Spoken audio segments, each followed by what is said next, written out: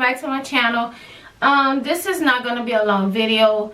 I wanted to talk to you guys about something that I've been noticing as a parent and as a teacher in schools, and I wonder if some of you guys have been thinking about it, so I wanted to bring this type of content.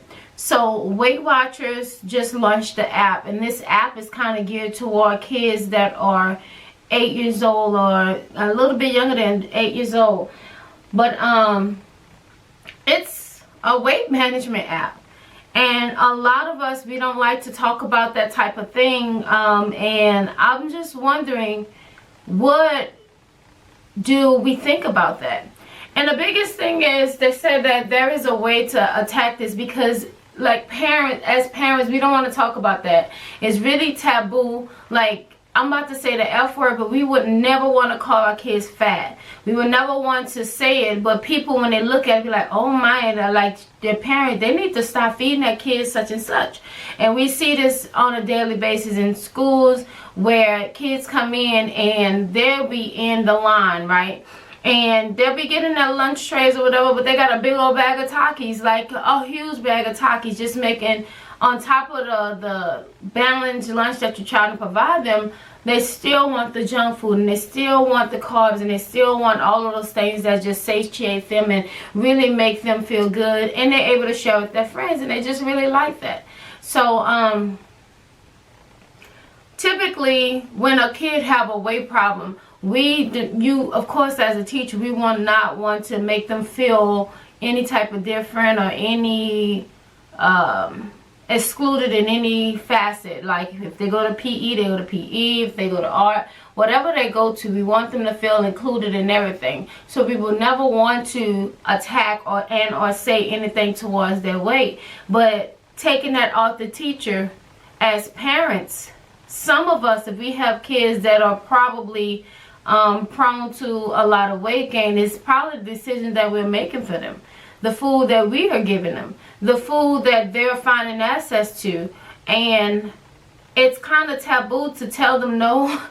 I'm going to be honest with you, in the morning time, my daughter wants donuts when she go to school. And she's very small right now, don't get me wrong, but she really wants her donuts in the morning. And I know if I decide I'm going to give her a balanced meal with fruits, and give her little grits, and give her a little eggs and stuff like that. She loves eggs, and she loves strawberries. But in the morning, she wants donuts. She really do. And she would like donuts with a chocolate milk. And I give in to that. I'm not going to lie. So I can't say that I'm not coming from a place of guilty. And that's why I have entitled this, what else can we do? Because in the little recommendations, they don't want you to make kids have a complex about their weight at such a young age. So what they have done was they looked at kids, and like I said, the app really do target kids. It's a stoplight, and they have red, yellow, and green foods. And in a week, you can have so many red foods, so many yellow foods, and so many green foods, and you'll be in the good. But they're finding that most obese kids are eating way more in the red than they should. And it's just a way in order to curb that, you know. So a lot of parents like, you know what, please don't do that to my kid. Let me just figure it out. They'll grow out of it. It's a phase and stuff like that. So they really don't want to talk about it. It's so taboo. And I feel like even with me talking about it as a teacher and parent, I still may not have all the deets. I just know that me, as in a plus size woman, as in growing up a little heavier, I feel like I wouldn't want my daughter to build some sort of physical complex about how perfect I want her to look, or how I feel like she needs to look. But I do not want her to not make healthy choices, just like I would want her to make smart choices when making decisions. I would want her to make healthy choices when choosing what's healthy for her or not. So it is up to me to program her as to what is healthy. And I think I'm failing at that, to be honest with you. And maybe most of us are failing at that, and what we're allowing them, because it's easier to go and get a $2 bag of chips as opposed to going to the grocery store and packing fruit that they may or may not eat, and it may be sour. You never know as far as when you open up the fruit, because there's been times when I have gone to the store and I say, okay, I want some watermelon with seeds and I really want it to be sweet, and I get that watermelon, I pack it, I chop it up, and then I get it to school and it's sour, it's nasty, it's don't even get me there. But the whole point is, you already know what you're getting in those foods that you like, and those bags of chips that you like, and those little treats and candies that you like. You know that it's going to be packed full of sugar, and it's not going to be anything that's going to catch you off guard.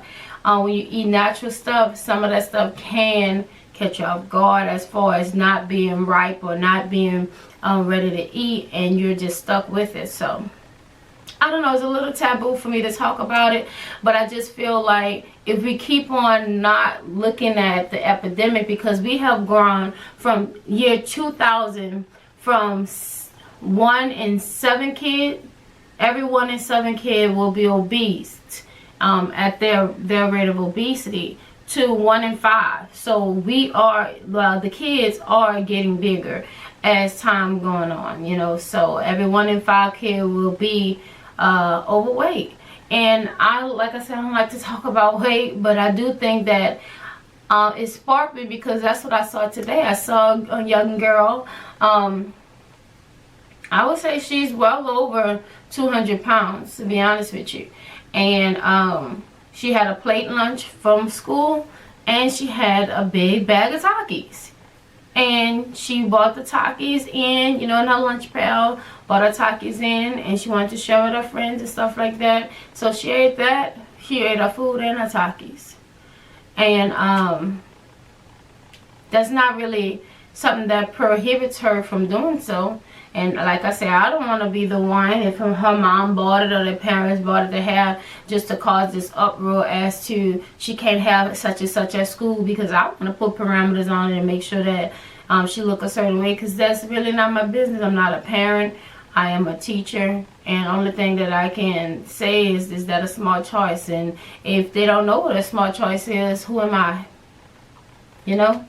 So I don't know whose responsibility it is, I guess I would say. But I will say what we can do is start to really put health education into elementary schools. And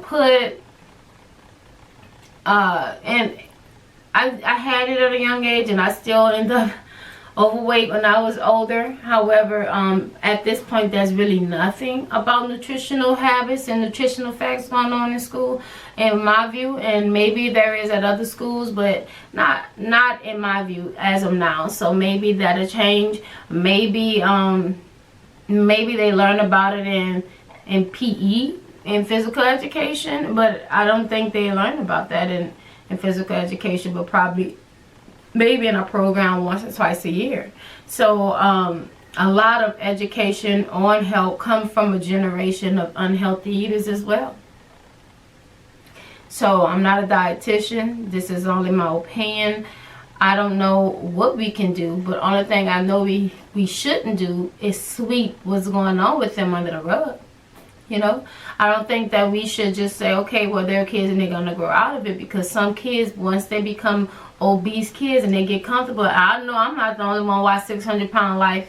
They start at a young age, and they're taking these pictures, and they're outgoing, and you know, they're making friends and stuff like that, and then all of a sudden trauma hit, and the first thing they want to go to is food, because all these years it has been a source of comfort for them. And then they become bigger, and they get bigger, and they get bigger, and as adults they struggle with getting it off. And it's hard, because I'm an emotional eater. I still am. I love sweets. I am a sweets addict. I'm an emotional eater. My depression see me chomping on food. So I don't know if I would have had other vices that I would have picked that as my go-to for stress relief. But I know if I am doing that, I know there's many other people that has done that as well. So that's why I'm saying we probably just shouldn't push it under the rug.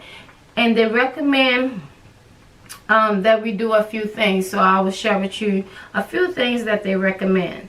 They said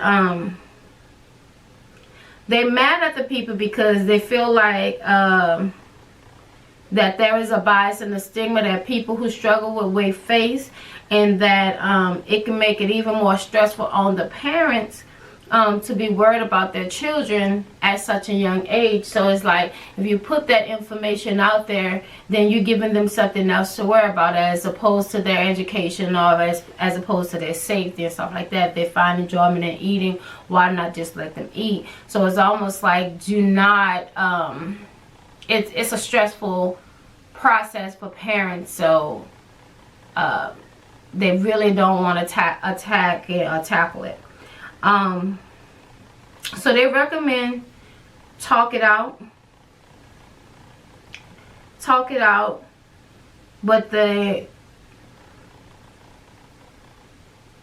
talking it out with kids and asking them about food, and you know, it depends on the age, but they're saying talking it out. And they say parents may not feel that a conversation is necessary, but the professionals say it is. It is important to kind of put it on the table as to what food's supposed to do, and how we supposed to enjoy it, and you know, what it's supposed to do as far as what it's made for, and that's to fuel your body just so you can continue on, not to feed your body in any emotional state, or when you're bored just eat and stuff like that. That's not what food is for. It is for energy. It is for preservation of health and all of those great benefits. So if we start abusing that, it can become something that we abuse, and it can become something that we are addicted to. So they saying talk it out, have that talk first. Second, they saying making changes. So making changes and adjusting your meals, and say, okay, this week I want to add something different to our palates and stuff like that. It's not a hard thing to do, the transition and try to get your kids to eat something new. It's just up to you going and buy something at the store just to get them involved in that process. Have them go with you and say, okay, we're going to veer away from those things we normally, in this week we're going to try something different, something healthier, and maybe they will like it. Also, they say keep things upbeat, make it fun, make it a challenge, make it something that's just not so taboo when you're talking to them about it, and say, you know what, because we're different people, we're going to try different things, and then maybe this can be something that you can bring back to your friends and tell them about it. So try to keep it upbeat, not so stressful, and okay, this is very disappointing, your eating habits is this and that, even though we probably helped them to create those eating habits, don't you think? Anyway, so it says that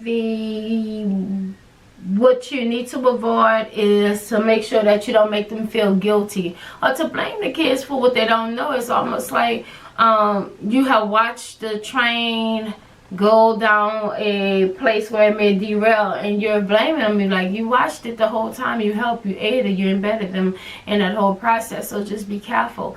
And I too, like I said, when my daughter eating these donuts in the morning, I too am building bad habits that I need to see to changing in my own child. So that's why I'm talking about it with you guys, because I know that I need to make smarter choices, and she typically will model after me. I am my baby's role model. She loved me. I do have her spoil, so if I have a spoil behind bad things, I know that I can get into the habit of better things. Also, it said that there is a long-term benefit with starting early on instilling better eating habits in kids, and we may not see it in the moment because they innately want what they want. They're just kids. That's what it's about. But as children, they do not get the right to make that decision at all times. We have to be careful as to what we allow them to dictate to us and what we teach and train them to do. So, in other words, I hope this content was helpful to anyone. I would love if you guys can leave me a comment below. Subscribe to my channel for more information that I put out, more content. Like I said, I am trying to increase my channel and my views. So guys, just share this video, like this video, and comment what any concerns you may have for the information that they put out. Like I said, this app is a product of Weight Watchers, and as a product of Weight Watchers, they are subject to a lot of data and a lot of inquiry that people have made, and a lot of tests and stuff like that that they have made in adults and children. So I will say they're a reputable source. However, like I said, this is a whole taboo issue that nobody really want to talk about. So hopefully this information reach you, and if it do reach you, it is our job in order to instill those habits now, just like we will want them, like I said, in the future, making better choices as human, to have careers and have families and have homes, and you know, whatever else we aspire for our kids, we also want them to aspire to a healthier lifestyle. So I will say that we do probably need to look into breaking that chain of bad habits, and it does start with being more knowledgeable on how we can do that. So I'll be talking to you guys soon. I'll see you guys in my next video, juicers. Have a good day. Bye.